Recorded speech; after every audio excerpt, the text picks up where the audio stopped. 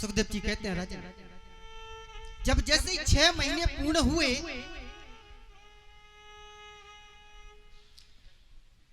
नंद बाबा जाते हैं कंस को कर देने के लिए। जैसे ही कंस को कर देने के लिए जाते हैं और इधर कंस को जब पता चला, आकाशवाणी ने कहा था यह दुष्ट कंस तू मुझे क्या मारेगा, तुझे मारने वाला तो कहीं और जन्म ले चुका है। तुरंत आपातकालीन मीटिंग बुलाई, सारे दैत्यों को एकत्रित किया और अपना वृत्तांत उनको सुनाया।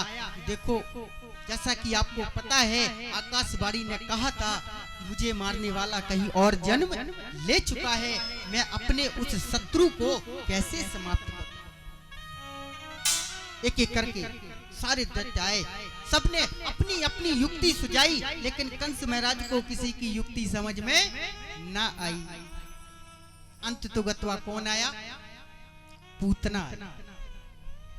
जब पूतना आज सामने आई, अच्छा ये बताओ पूतना किसको कहते? पता किसी को? हाथ उठा के बताएगा कोई? अच्छा चलो ये बताओ पूतना कहाँ बास, कहाँ रहती है? अब बताओ, कथा ध्यान से सुनते नहीं? प्रेम से बोलिए जय श्री। अरे जोर से जयकारा लगाओ प्यारे।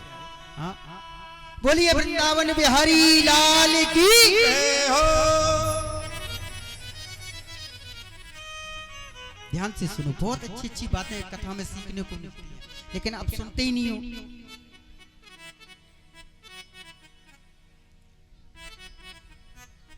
हम बात बात में कह देते ना कि जिसके पूत नहीं है वो, जिसके पूत नहीं है, जिसके पुत्र नहीं है वो पूतना है। हा? ऐसा नहीं है प्यार, उसको पूतना नहीं कहते।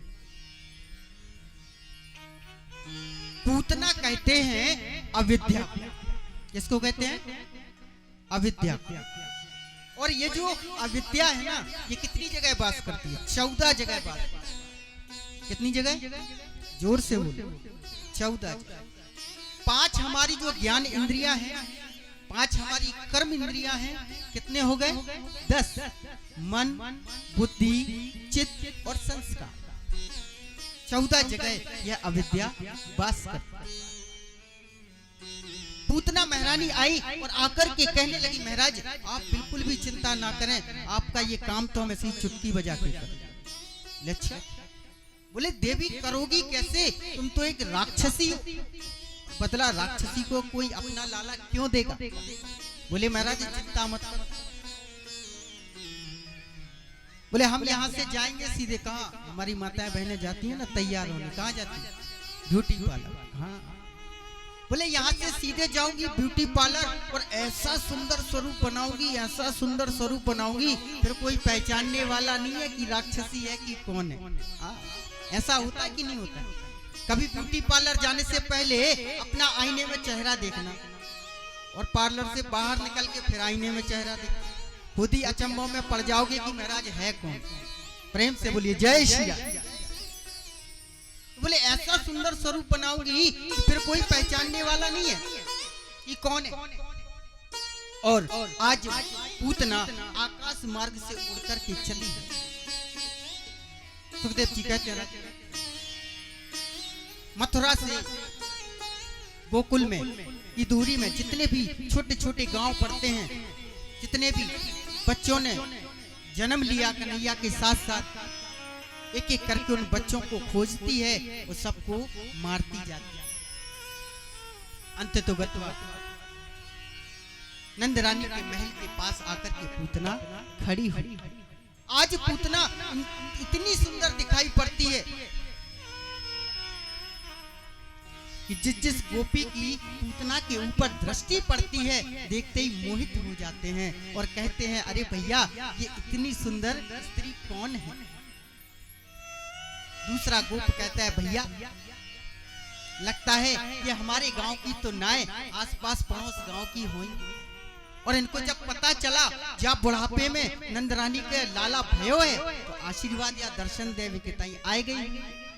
तो महाराज तुरंत रास्ता दिया, मार्ग दिया और पूतना अंदर पहुंची हैं तो क्या देखा, मैया यशोदा कन्हैया को पाले में सुलाने का प्रयास किया। और जैसे ही मैया यशोदा ने पूतना को देखा, कहा बहन प्रणाम, आप कौन हो? पूतना कहने लगी, अरे बहन मैं आपके पास के गांव की एक ब्राह्मणी हूँ। जैसे ही मुझे पता चला जब बुढ़ापे में आपको लाला भयो है तो आपके लाला को आशीर्वाद देवे के ताई आएगी। ले अरे बहन बच्चों बड़ो अच्छो किए तुमने, एक काम करो आप आओ पास में, लाला को खूब आशीर्वाद दो जब तक हम मेहमानों का स्वागत करके आते हैं। बोले ठीक है। और इधर पूतना कन्हैया जैसे ही पालने के पास आती है और पूतना ने कन्हैया को देखा, लेकिन कन्हैया ने पूतना को नहीं देखा।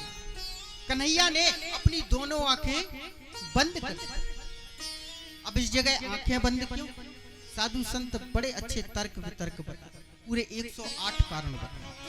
एक संत कहते हैं कन्हैया ने आंखें बंद इसलिए की मानो कन्हैया आंख बंद करके ध्यान लगा रहे हैं कि मेरी वजह से इस दुष्ट ने जिन जिन निरपराध बालकों की हत्या की, एक एक करके उनको प्रभु ढूंढ करके परम गति प्रदान कर रहे हैं।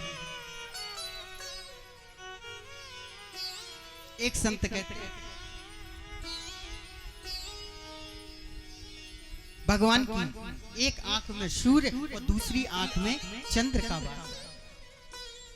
मानो सूर्य और चंद्र आपस में कहना चाहते हो कि ऐसी